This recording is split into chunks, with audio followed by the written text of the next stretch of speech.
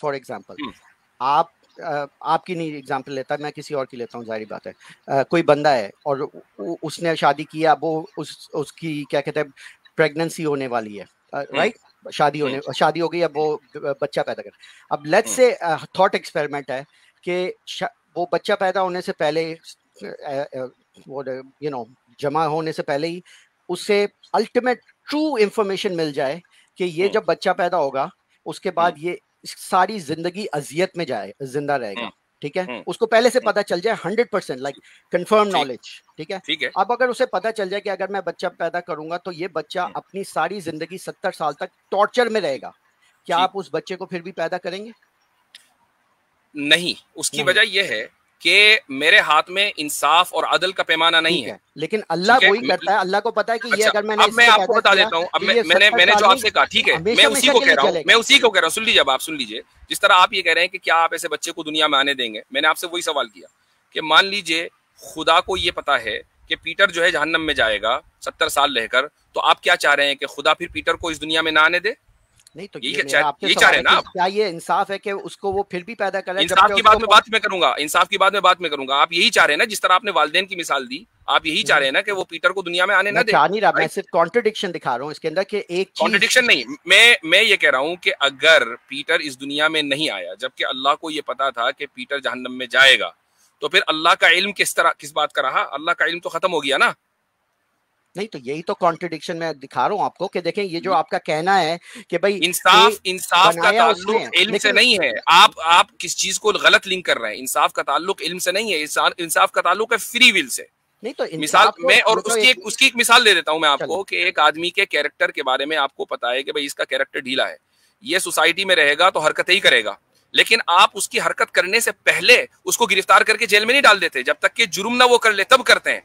लेकिन ये फॉल्स बहुत से लोगों एनालॉजी के है। बारे में नहीं नहीं नहीं, आपके ये आप फॉल्स आप एनालॉजी आप है। एक स्कूल के टीचर हैं मसलन, आपको पता है कि भाई इस नहीं स्टूडेंट नहीं को नहीं, फेल ही होना है, ये इसने ना पढ़कर दिया ना इसकी इसकी अटेंडेंस थी, इसके बावजूद आप ये नहीं कहते कि नहीं मैं तुम्हें एग्जाम में बैठने नहीं देखें, दूंगा, तुम्हें तो फेल ही होना है। चले मुझे 1 मिनट दें। ये जो एग्जांपल आप भी देते हैं और बहुत से और मुसलमान भी देते हैं, टीचर का जी। एग्जांपल दे देते हैं कि टीचर को पता है ये फेल हो और इसने पढ़ा नहीं है लेकिन फिर भी वो एग्जाम देते हैं। ये एनालॉजी जो है ये बड़ी फ्लॉड एनालॉजी है, क्योंकि टीचर ऑमनिशेंट और ऑल पावरफुल नहीं है। टीचर ने उस बच्चे को, एक सेकंड, एक अच्छा, मुझे सिर्फ आप एक खुद सेकंड मुझे खत्म कॉन्ट्रडिक्शन करने करें दो। तो कोई मसला नहीं है। अभी नहीं आप नहीं ये कह रहे हैं कि अगर एज ए पेरेंट किसी को 100% पता चल नहीं जाए नहीं नहीं, कि देखें मेरी। उसके बच्चे को अजियत ही होगी, तो वो इंसाफ का तकाजा ये कि उस बच्चे को आने न दे। नहीं नहीं, मेरा अभी आप एग्जांपल। अभी आप ये कह रहे हैं, मैं अब उसी को आप बदलकर टीचर की एग्जाम्पल पे लिया है कि टीचर को 100% पता हो कि ये स्टूडेंट जो है फेल ही होगा, तो क्या टीचर उसको एग्जाम में न बैठने दे? नहीं, लेकिन टीचर ने उस बच्चे को बनाया नहीं है ना। देखिए फर्क इधर आ जाता है, क्योंकि जब आप गॉड को इस सिनेरियो में डाल देते हैं ना, गॉड इज द तो आपने फिर क्रिएटर। पेरेंट्स की एग्जाम्पल क्यों दी? नहीं, पेरेंट की मैंने इसलिए पेरेंट्स दी। पेरेंट्स भी तो बच्चे को नहीं बनाते नहीं तो, ना, नहीं हमारी देखें थियोलॉजी के एतबार पेरेंट, से। नहीं नहीं, पेरेंट को जो है वो उसके पास चॉइस है कि वो बच्चा उस वक्त पैदा करे या ना करे। उसका सेक्स होने से पहले अगर उसे पता चल जाए कि नहीं, मेरा स्कूल के अगर पास भी ये चॉइस है कि वो सिर्फ अच्छे बच्चों को ले। नहीं नहीं स्कूल के वो नहीं, पास ये ऑप्शन नहीं होता है कि वो नहीं, खराब लेकिन बच्चों को निकाल दे। नहीं, लेकिन टीचर के पास ऑमनिशेंट नहीं है ना। ऑमनिशेंट तो कैटेगरी तो डिफरेंट हो फिर वो जाती है। पेरेंट्स भी नहीं है भाई, वो फिर पेरेंट्स भी ऑमनिशिएंट नहीं है। नहीं तो आप पेरेंट्स की पेरेंट्स, एग्जांपल लाए क्यों? नहीं इसलिए मैंने पेरेंट्स की लाई क्योंकि पेरेंट्स के एग्जाम्पल में बच्चे की बर्थ से पहले अगर आपका डीएनए टेस्ट करा के बता दिया जाए 100% कि आपके पास ये जेनेटिकल डिफेक्ट है, और अगर हम्म। आपने बच्चा पैदा किया, देन 100% वो बच्चा अपाहिज होगा और सारी जिंदगी सफर करेगा। तो तो उसी को रिप्लेस करके हम टीचर की बात कर रहे हैं ना, कि नहीं ना, टीचर ने टीचर एक के बच्चे पास की वो प्रोग्रेस नॉलेज को नहीं है ना। देखा और उसको नहीं 100% ये पता है कि इसको फेल होना है, वो नहीं, एक तो साल आपने से बोला उसको वो नहीं बल्कि 5 साल से देख रहा है, नहीं, तो लेकिन क्यों उसको वो एग्जाम में बैठने आपने दे रहा बोला है? वो बच्चों को एडमिट ही नहीं करेंगे जो बच्चे फेल वाले बंदे हैं। उसको थोड़ी पता है कि ये बच्चा आगे 5 साल किस तरह स्टडी करेगा। तो ये नहीं, नॉलेज मैं का मैं क्लेम कहता हूं डिफरेंट कि हो एक जाता है। बच्चा जो है 1 साल से आपके पास पढ़ रहा है, और अगर वो फेल हो जाए तो बहुत साइकोलॉजिकल इंपैक्ट उसके ऊपर पड़ सकता है, नेगेटिव। तो उससे बेहतर ये है कि उसको कहा जाए भाई तुम एग्जाम में बैठो ही ना, क्योंकि तुम्हें तो फेल होना ही है। अब मुझे नहीं नहीं, बताइए कि इस सिनेरियो में प्रॉब्लम क्या है। टीचर ये गलत हाँ कर रहा नहीं है? नहीं, क्योंकि ये जो एग्जांपल है ना, फॉल्स एनालॉजी कहलाएगी और इसके अंदर जो कैटेगरी है वो डिफरेंट है। फॉल्स डिफरेंट है। एनोलॉजी तो भाई पेरेंट्स वाली भी है जो आप दे रहे हैं, चूंकि पेरेंट्स क्रिएटर नहीं है।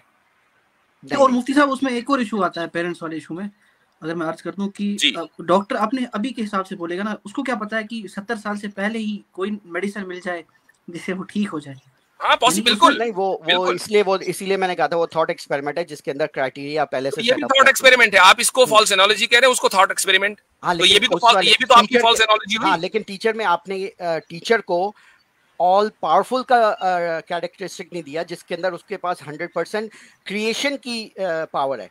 अल्लाह के कैटेगरी के अंदर उसके पास क्रिएशन की पावर है, इन द सेंस के जिस बंदे को वो पैदा, जैसे हिंदू को पैदा कर रहा है, वो जानते हुए कि पटेल को मैंने पैदा करना है, इसने सारी जिंदगी अच्छा रहना है, अपने बुत परस्ती करनी है, जो भी करनी है, लेकिन एंड में इसको मैं रोस्ट करूंगा सारी, for the future ever lasting के लिए मैंने इसको रोस्ट करना है। तो ये नॉलेज होते हुए भी अल्लाह उसको क्रिएट कर रहा है, नोइंग कि भाई ये बंदा मैंने जहन्नम के लिए बेसिकली क्रिएट किया, क्योंकि ही नोज के उसने अपना फ्री विल इस्तेमाल ये कहना कि ये बंदा मैंने जहन्नम के लिए क्रिएट किया है, ये आपका अपना असम्पशन और रिजल्ट है।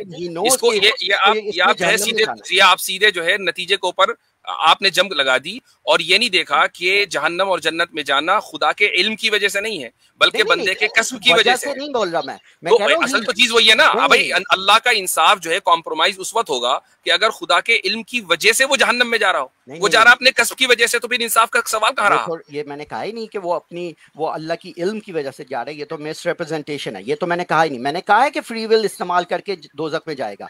मैं कह रहा हूँ अल्लाह जानता है कि मैंने जब इसे फ्री विल दूंगा, ये अपना फ्री विल इस्तेमाल करेगा और उसकी वजह से फिर ये दोजख में जाएगा और इसको सारी जिंदगी हमेशा मैंने यहाँ तक आपके साथ हूँ। उसके बाद उसने अल्लाह ने ये किया कि यार जब मुझे मालूम है कि जहन्नम में जाएगा, अब इसको मैं पैदा नहीं करता, तो उसका जो ऑल नोइंग एस्पेक्ट है वो तो खत्म हो गया, जबकि वो ऑल नोइंग है।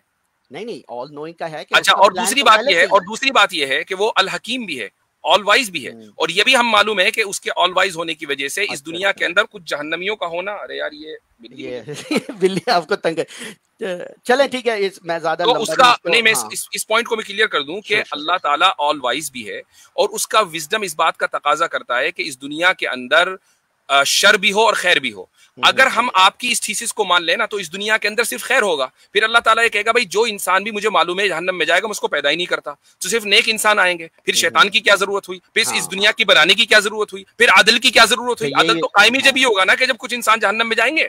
हाँ, तो यही तो, इसी को देख के तो फिर मैं कहता हूँ ये सारे एक्सप्लेनेशन एड हॉक एक्सप्लेनेशन है। एक चीज जो बनी हुई है, अब उसको फिक्स करने के लिए नहीं, वो हकीम भी है, वो भी है, अच्छा वो उसके लिए ऑब्वियसली बात है कि जब आप हमारे ऊपर एतराज करेंगे तो खुदा के जो पूरा पैकेज है उसकी सिफात का, उसकी जात का, उसको लेकर होगा ना। आप किसी एक वर्ड को लेकर तो नहीं कर सकते, तो चेरी पिकिंग हो जाएगी। हाँ, तो इसीलिए मैं कहता हूँ कि जो कॉन्सेप्ट है ये डेवलप्ड ओवर अ टाइम है, और इस तरह ऐसा नहीं है, बल्कि आप जैसे अपनी अकल के घोड़े दौड़ा रहे हैं, ऐसे ही मोतजिला ने दौड़ा है, और उन्होंने सोचा कि यार खुदा को अल अलीम तो कहें हम, लेकिन ये उसका नाम है अल अलीम, लेकिन उसका मतलब ये नहीं है कि वो ऑल नोइंग है, बल्कि होता ये है कि जब कोई इंसिडेंट हो जाता है, जब खुदा को पता चलता है, और उन्होंने उस कॉन्ट्रडिक्शन को इस तरीके से हल किया, जबकि हमारी नजर में वो कॉन्ट्रडिक्शन है ही नहीं, बल्कि अदल और इंसाफ का तकाजा यह है कि इस दुनिया के अंदर शर भी हो और खराब लोग भी हो, और उसके लिए खराब लोगों का पैदा होना जरूरी है। ठीक है, तो यही मेरा भी यही आपका कहने का पता है कि आई अंडरस्टैंड कि एक जो कॉन्ट्रडिक्शन है या इशू है जिनको मुतज़िला ने फिक्स करने की कोशिश की, आपने उसको कॉन्ट्रडिक्शन ही नहीं माना, और आपने उसको एड हॉक करके नहीं वो हकीम भी है तो वो अदल भी कर रहा है, तो भाई एड हॉक जब होगा ना, जब हम इंसान एड हॉक जब होगा, जब हम ये अल्फाज अपनी तरफ से बढ़ाएंगे। कुरान तो मुतज़िला के आने से पहले ये कह चुका कि वो अल हकीम और अल अलीम है। मुतज़िला ने उसके अंदर एड हॉक किया, ना कि हमने एड हॉक किया। मुतज़िला ने उसको माना को बदला, ना कि हमने बदला, हमने तो ओरिजिनल माना लिए। एड हॉक जब होगा जब हम इन चीजों का इजाफा करेंगे। चले, ठीक है, मुझे यही क्लैरिफाई करना था कि ये मुतज़िला का पोजीशन क्या है और आप लोगों का पोजीशन क्या है। But thank you very much, बहुत शुक्रिया, बहुत एंजॉय द बिल्ली। बिल्ली को मुझे जो है मुझे अंदर करना पड़ेगा, वरना ये मुझे पूरी स्ट्रीम में परेशान कर देगी। ये वाली बिल्लियां होती है ना, जैसे मेरे भी 2 बिल्ले हैं, तो वो भी जो है ना, एक अल्फा मेल है और एक बेटा मेल है। तो आप बिल्लियों की कैरेक्टर, खासतौर पे बिल्लियों में ये चीज होती है कि उनमें पर्सनालिटी होती है। कुत्तों में इतना वो नहीं होता, कुत्ते सारे एक जैसे ही टाइप के होते हैं, ज्यादा उनमें पर्सनालिटी, लेकिन बिल्ली में खास चीज होती है कि उनमें पर्सनालिटीज होती हैं और वो डिफरेंट होती हैं, वो अपनी टेरिटोरी क्लेम कर लेती हैं। एक मेरी बिल्ली है अल्फा, वो हमेशा लाइक चौधरी की तरह आती है, अपने मर्जी से काम करती, और दूसरी बिल्ली स्केर्डी कैट है, चाहे किसी को भी देखेगी डर के भाग जाएगी। तो वो हर एक की पर्सनालिटी डिफरेंट है। चले, आप एंजॉय करें अपनी बिल्ली। चले, ठीक है, शुक्रिया बहुत बहुत। चले बाय। अच्छा जी, हमारे पास अगले कॉलर है लेजी, उसके बाद है मैं लूंगा विष्णु प्रभाकर को। अच्छा, लेकिन मुझे थोड़ा सा आप 1-2 मिनट दें, और लेजी साहब मैं आपको ले रहा हूं, आप इतने अपनी गुफ्तगू रखें एक्नॉलेज इस्लाम के साथ, मैं जरा अपनी बिल्ली का कुछ इलाज करता हूँ, 2 मिनट दीजिए। ठीक है सर, एज यू से। जी रेजी भाई, बताएं अपने बारे में हाँ पहले। वैसे तो हाँ मैं एग्नोस्टिक एथीस्ट हूँ। मैं मुफ्ती साहब से बात करने आया था वैसे तो, अबाउट फ्री विल, जो अभी वो नियो भाई बात करके गए हैं। चलिए तो ठीक मुझे है, लगा कुछ एक मिनट रुक एस्पेक्ट्स जाएं, छूट रहे हैं आप आ उसके। रहे हैं मुफ्ती साहब? हाँ कोई बात नहीं, मैं म्यूट करके बैठ जाता हूँ। अच्छा लेजी साहब, आपसे कैसे हैं आप? ठीक है? क्या है सर, दोबारा रिपीट कीजिए। आप ठीक है? ठीक है आप? हाँ भाई मैं तो ठीक हूँ, आप बताएं आप कैसे हैं? बढ़िया। अच्छा, आपने मुफ्ती साहब की बात को, कैसर अहमद रजा साहब वाली बात को सीरियस ले लिया, आपने चैनल खोल दिया अपना। वो तो मेरा पहले से था सर, आप देखते हो उस पर कितनी पुरानी वीडियोस पड़ी हैं। नहीं नहीं, आपका प्रमोशन अब हो रहा है। अच्छा एक और चलो चीज अच्छी बात है, लेजिस रीच भाई, तो बढ़ रही है कम से कम। आपने अब बताया अभी कि आप एग्नोस्टिक एथियस्ट हैं, एम आई राइट? हाँ जी। तो आपकी डीपी पे जिस बंदे का नाम है वो तो एग्नोस्टिक एथियस्ट नहीं है। चैनल का नाम है, बंदे का नाम नहीं है। नहीं, वो जो जिस बंदे का वो चैनल है उसकी बात कर रहा हूँ। हाँ वो नहीं है ये ना क्या बात एग्नोस्टिक हुई? एथीस्ट, तो क्या हुआ?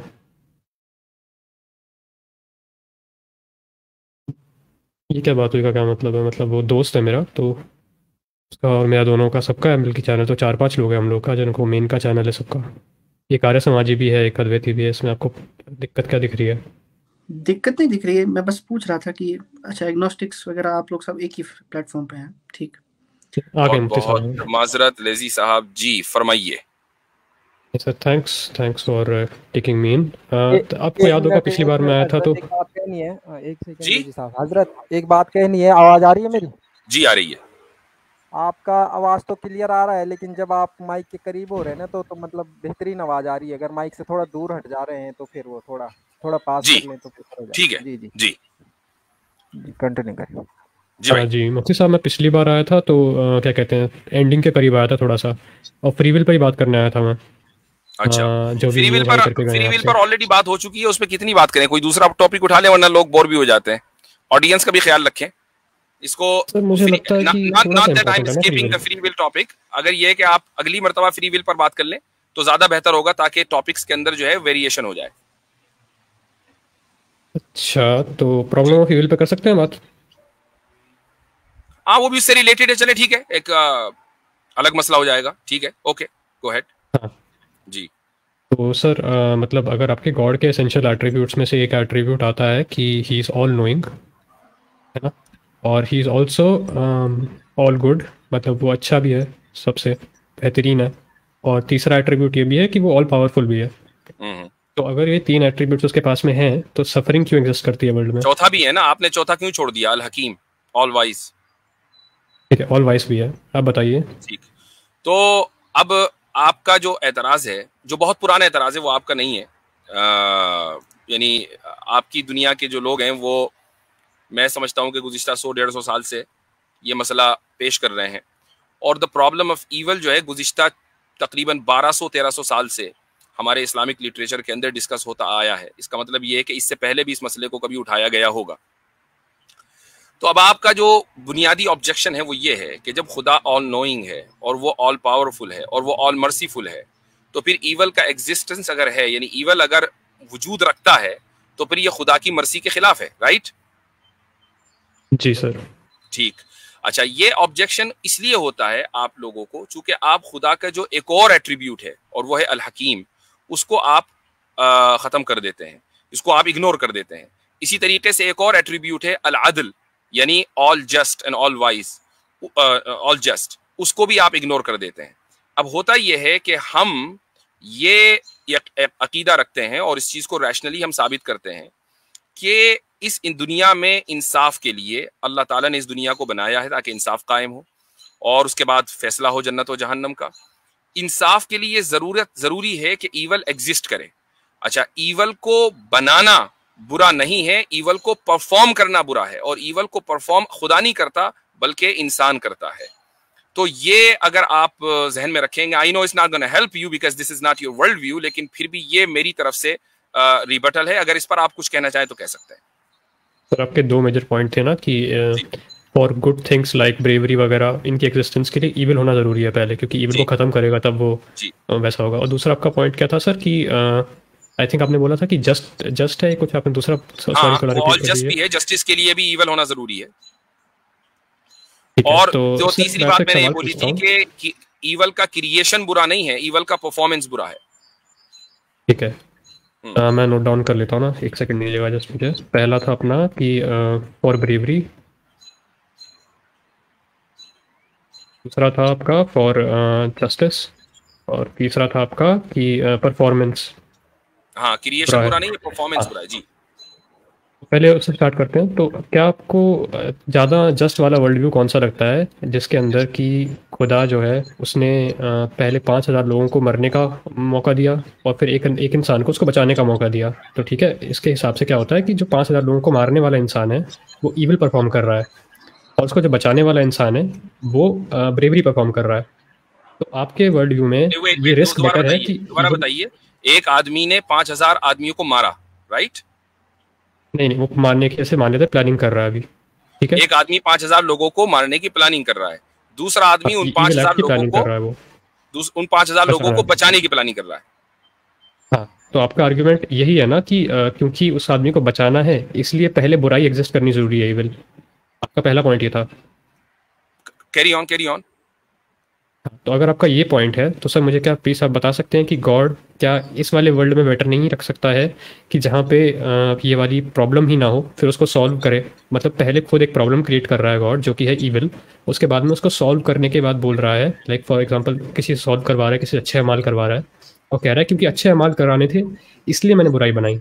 लेकिन अगर वो बुराई बनाता ही नहीं तो अच्छे अमाल की जरूरत ही नहीं पड़ती, everything would have been like please. अब आप चूंकि हमारे वर्ल्ड व्यू के ऊपर ऑब्जेक्शन कर रहे हैं तो जाहिर सी बात है कि हम अपने वर्ल्ड व्यू के एतबार से ही जवाब देंगे। हमारे वर्ल्ड व्यू के एतबार से वो वर्ल्ड पहले भी एग्जिस्ट करता है और आज भी एग्जिस्ट करता है और आगे भी एग्जिस्ट करेगा, और वो वर्ल्ड है मलाइका के जहां बुराई एग्जिस्ट नहीं करती। यानी ऐसा नहीं है कि खुदा के इख्तियारी में नहीं था ऐसा वर्ल्ड बनाना कि जिसमें बुराई एग्जिस्ट न करे, बल्कि उसने पहले वही वर्ल्ड बनाया और इस वक्त पैरेलल वही वर्ल्ड चल रहा है, यानी मलाइका का। ऐसा नहीं कि मलाइका मर गए हैं, वो भी जिंदा है और उनके वर्ल्ड में आज भी सिर्फ खैर ही खैर है, शर नहीं है। इसके बाद जिस वर्ल्ड में हमें जाना है वहां पर भी जो जिसको हम जन्नत की या आलम जन्नत कहते हैं, वहां भी सिर्फ खैर ही खैर है, शर नहीं है।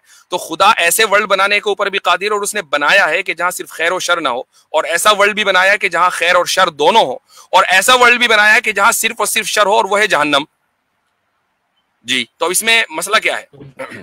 मसला यह है कि उस अगर वो ऑल गुड है तो उसने खैर और शर तो ठीक है, चलो खैर वाला तो सारे बना दिए उसने, तो खैर और शर को साथ में और सिर्फ शर को साथ में, सिर्फ और सिर्फ अकेले शर को क्यों मनाया? इसलिए कि हमने खुद ही कह दिया ना कि creation of evil is not evil, performance of evil is an evil. तो अब खुदा के अच्छे होने के ऊपर तो सवाल ही नहीं होता ना। हो जाता है अगर आप इसके लिए सेकंड वाले पे जा रहे हो जो है performance of evil is not evil, sorry performance of evil is evil, और अलाउंस ऑफ ईवल क्या ईवल है? नहीं, क्रिएशन नॉट अलाउंस, क्रिएशन। जाहिर सी बात है कि नहीं, एक चीज मैं उसको हमेशा एक मिसाल देता हूं, मैं उसको उस मिसाल भी सामने रख लीजिएगा, और हो सकता है कि इससे पहले आपने वो मेरी मिसाल सुनी हो, और अभी देसी न्यू के ताल्लुक से भी वो मिसाल आई थी कि एक टीचर है मसलन, वो आपको मल्टीपल चॉइस का कोई क्वेश्चन देता है, तो उसमें अगर 4 ऑप्शन हैं तो ऑप्शन तो एक ही ठीक होगा ना, बाकी 3 जो हैं वो गलत ही होने हैं। अगर वो चारों के चारे सही हो तो फिर जो स्टूडेंट है वो मजबूर है कि वो 100% ही स्कोर करे, लेकिन अगर एक सही होगा और 3 गलत होंगे तो फिर वो अपनी सलाहियत की बुनियाद के ऊपर सही का इंतखाब करके यानी कामयाबी का मुस्तहिक होगा, बाकी 3 को इग्नोर कर देगा। लेकिन कोई स्टूडेंट ये नहीं कह सकता कि देखो भाई टीचर साहब को इतने बनते हैं और 4 ऑप्शंस में से 3 गलत लिख रखे हैं और 1 सही लिख रखा है। ये जरूरी है उस इम्तिहान के लिए कि 3 सही गलत हो और 1 सही हो। हाँ ठीक है, तो आप कह रहे हो कि इम्तिहान के लिए यानी कि टेस्टिंग के लिए ज़रूरी है कि पहले वहाँ पे सफरिंग एग्जिस्ट कर रही है, बुराई एग्जिस्ट कर रही है, ईविल एग्जिस्ट कर रहा है। लेकिन मेरा बुनियादी सवाल ये था कि क्या अलाउंस ऑफ ईविल, यानी कि अगर ईविल हो रही है और आप उसको रोक सकते हो। लेट्स से मैं एक एग्जांपल देता हूँ कि एक वोल्केनो फटता है और उस वोल्केनो के आसपास में रहते हुए 2 गाँव जल जाते हैं, बहुत ज़्यादा जो बच्चे वगैरह नए नए पैदा हुए होते हैं वो भी मर जाते हैं। ये जो चीज़ है इसका फ्री विल से ताल्लुक नहीं है, पहली चीज़ तो। दूसरी चीज़, इसका डेस्टिनी से ताल्लुक है, अल्लाह की, अल्लाह के कंट्रोल में था, वोल्केनो फटा, जो होना था हो गया, लोग मर गए। आप क्या जस्टिफाई कर सकते हैं कि इस केस के अंदर ऐसा क्यों है? अलाउंस क्यों है? खुदा की बहुत सी सिफात में से एक सिफत अल हकीम भी है, मैंने पहले ही कह दिया था, अब ये नया, ये कोई एड ऑन नहीं है। अल हकीम का मतलब है ऑल वाइज। अच्छा, ऑल वाइज का मतलब क्या है कि उसकी जो विजडम है वो अनलिमिटेड है, समझ में आ गया? ऑल वाइज जब ही हुआ। अच्छा, हम अपनी लिमिटेड नॉलेज या अपनी लिमिटेड जो मेंटल कैपेसिटी है, इंटेलेक्चुअल कैपेसिटी है, उससे खुदा की अनलिमिटेड जो विजडम है वो समझ ही नहीं सकते, वो पॉसिबल नहीं है। क्योंकि अगर हम खुदा की अनलिमिटेड विजडम को समझ लें तो हम ऑमनिशियंस हो जाएंगे, हम ऑल नोइंग हो जाएंगे, खुदा ऑल नोइंग नहीं रहेगा या हम उसके बराबर हो जाएंगे, जबकि हम ऑल नोइंग नहीं है। अब खुदा की इसमें क्या विजडम है? जाहिर सी बात है कि अनलिमिटेड विजडम वो इंसान को न कभी बताएगा, ना इंसान उसको समझ सकता। हाँ, लेकिन एक चीज मैं आपको बताता हूँ, वॉल्केनो की मिसाल। मान लीजिए कहीं वॉल्केनो इरप्शन हुआ और उसके इर्द गिर्द जो आबादी है वो मर गई। अब यहाँ दो ऑप्शन है। पहला ऑप्शन ये है कि वो इर्द गिर्द की जो आबादी है वो मुसलमान थी, ठीक है, सारे के सारे अपने ईमान की वजह से न सिर्फ ये कि जन्नत में जाएंगे बल्कि आला दर्जात के मुस्तहिक होंगे, चूंकि उस दुनिया के अंदर उनके ऊपर आफत आई और उनके ऊपर उस आफत की वजह से अल्लाह सुब्हानहू व तआला उनके दर्जात को बुलंद करेगा। तो बज़ाहिर एक छोटी बड़ी आफत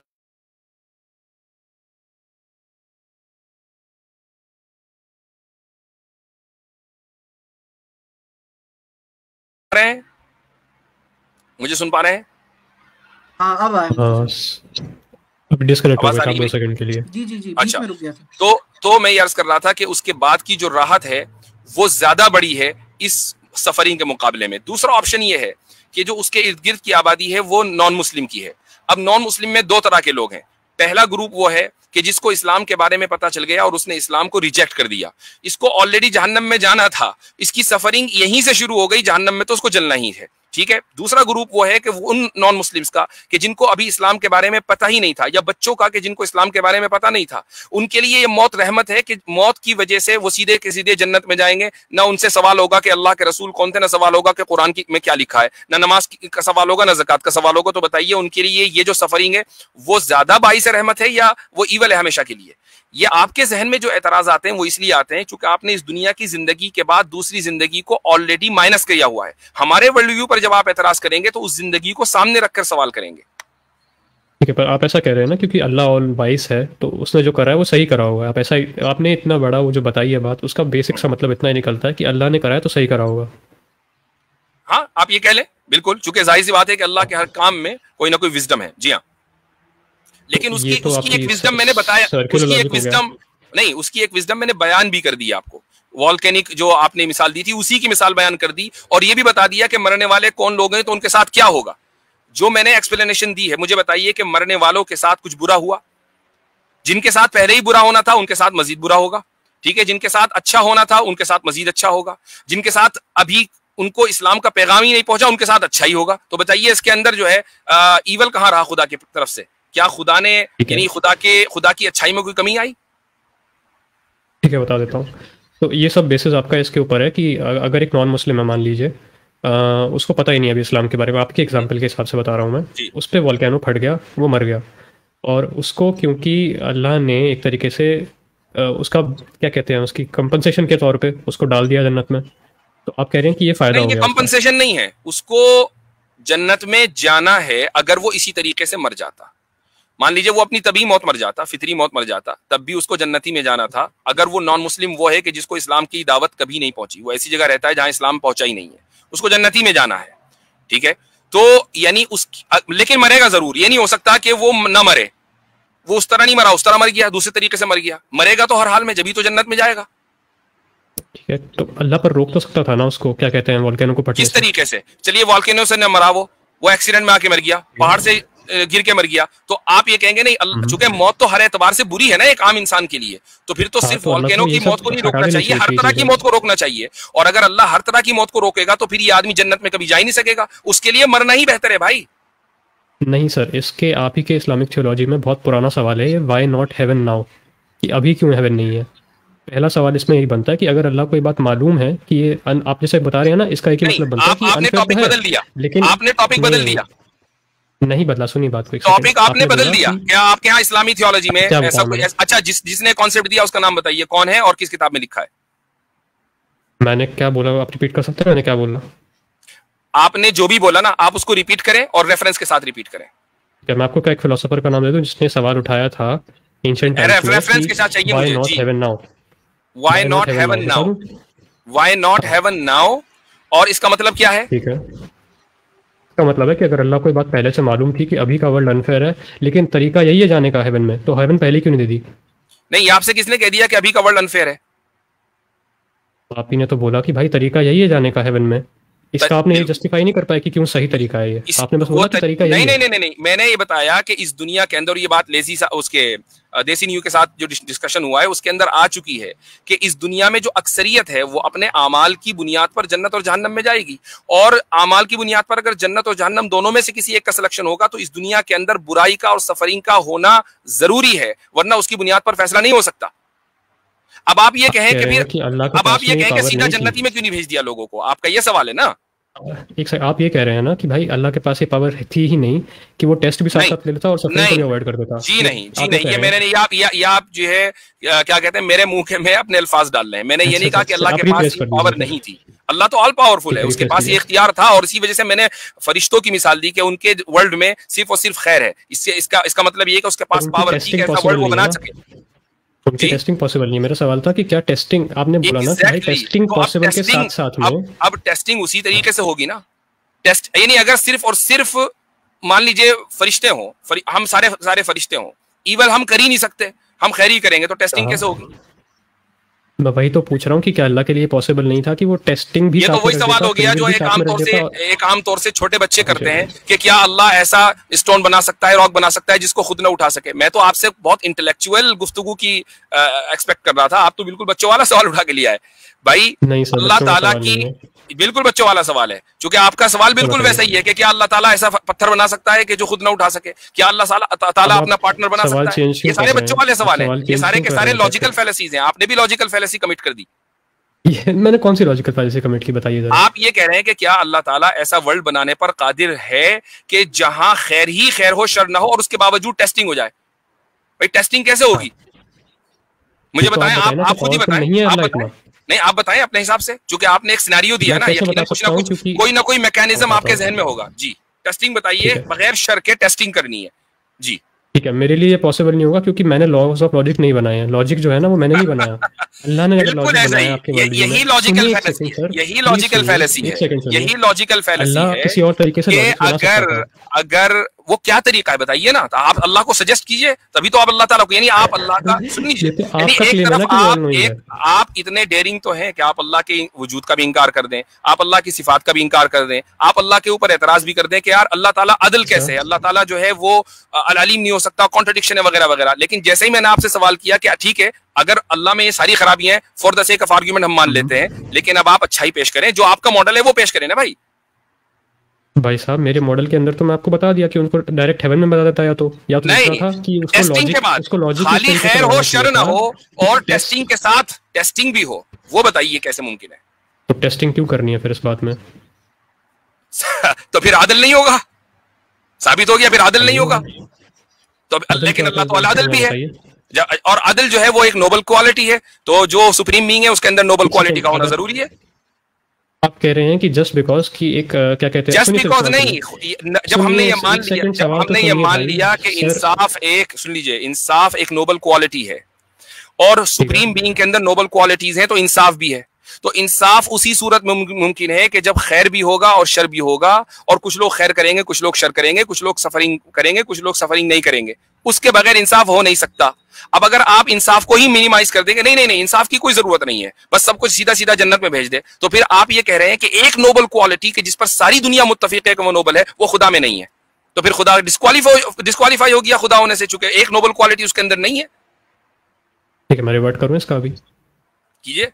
अब ये लास्ट आपका वो है, क्योंकि हमें दूसरे कॉलर्स भी लेने हैं। जी, आपका आर्ग्यूमेंट ऐसा है कि पुलिस होना अच्छी चीज़ है, बहुत अच्छी चीज़ है, लेकिन आपका आर्ग्यूमेंट ऐसा है कि भाई पुलिस होना ज़रूरी है, सॉरी चोर होना ज़रूरी है ताकि पुलिस हो जाए।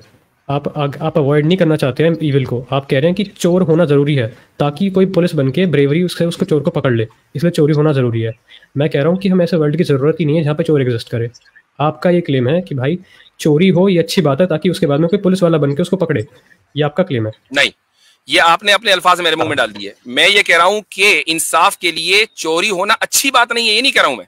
इंसाफ कायम करने के लिए चोरी होना जरूरी है, अच्छा नहीं है, वो अभी भी बुराई है, लेकिन जरूरी तौर पर चोरी होगी, चोर अदालत में पेश होगा, तभी उस कानून के ऊपर अमल होगा। लेकिन अगर आप एक जज को बिठा दें, भाई आप जज हैं, आप फैसला करेंगे मुजरिमों के दरमियान, और उस मुल्क के अंदर जुर्म कोई करता ही नहीं, तो मुझे बताइए क्या फिर क्या जज की जरूरत है? जज की क्यों जरूरत होगी? नहीं है ना, तो फिर अगर खुदा, अच्छी बात है ना कि जज की जरूरत ही नहीं कर रही, तो फिर आप ये कह रहे हैं कि खुदा की जरूरत नहीं है, तो फिर आप ये कह रहे हैं खुदा की जरूरत नहीं है, तो फिर तो खुदा के वजूद के ऊपर बात करनी चाहिए, ना कि खुदा के सिफात के ऊपर। चलो आपको उस पर अभी शिफ्ट करना तो कर लीजिए, मैं उस पर नहीं शिफ्ट नहीं कर रहा हूँ, ये मैं आपके जो अंडरस्टैंडिंग